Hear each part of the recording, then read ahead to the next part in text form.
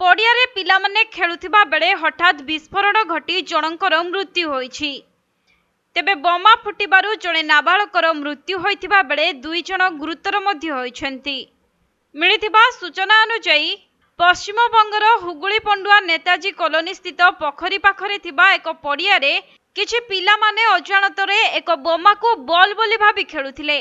आउ सेही समय रे भयंकर विस्फोरण हेबारु एथिरे जणे नाबालकर मृत्यु होइछि एवं अन्य दुई जण गुरुतर होइथिबा बेले सेमानंकु उद्धार करी हॉस्पिटल रे भर्ती करा जाइछि।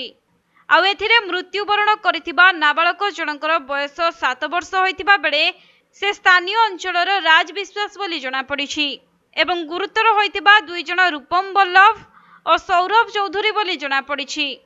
तेबे सेमानंक मध्यरु जनकर 11 वर्ष एवं आउ जनकर 13 वर्ष, किंतु मृत्युवरण करिथिबा राज विश्वास मात्र 7 वर्षर नाबालक थिले।